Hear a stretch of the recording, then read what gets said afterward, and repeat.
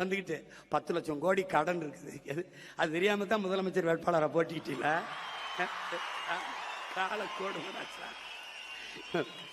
நல்ல வேலை என்னைய தோக்கடிச்சு உள்ள வரவிடாம விட்டான்.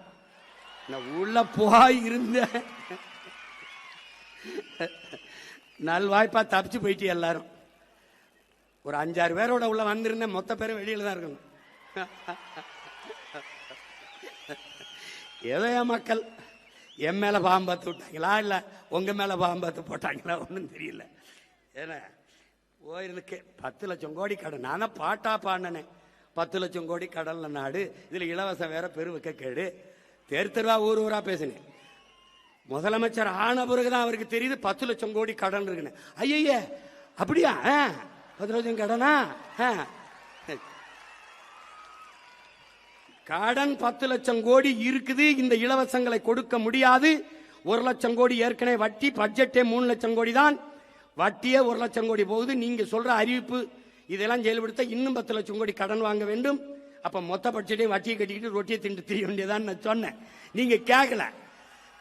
அப்ப நீங்க என்ன பண்ணீங்க? கொடுக்க முடியாது என்று தெரிந்து வெற்று வாக்குறுதிகளை கொடுப்பதுதான் மக்கள் துரோகம், மக்கள் விரோதம், ஏமாற்று. நாங்கள் உண்மையை சொன்னோம், தோற்று போனோம், மேன்மையாக கருதுகிறோம்.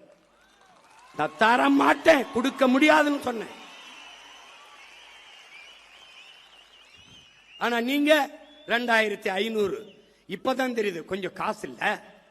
அது கூட தெரியாம எதுக்கு வந்திய? எதுக்கு வந்திய? 6 சிலிண்டர் எப்படி கொடுக்கறீங்க? நானும் பார்க்க தானே போறேன்.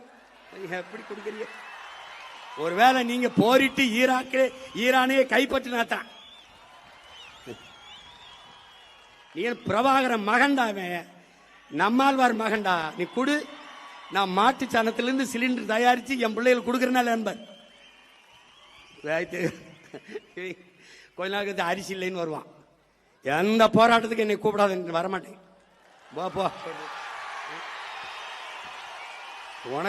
உனக்கு தான் ஒரு கஷ்டம் வராத. நீதான் கடவுளின் ஆட்சியை நிறுவிட்டிய. அப்புறம் நாங்க தேவைப்பட மாட்டோம்ல. ஏதாவது ஒரு பிரச்சனைன்னு வீட்டுக்கு வந்துட்டு எனக்கு மனு கொடுக்க வா.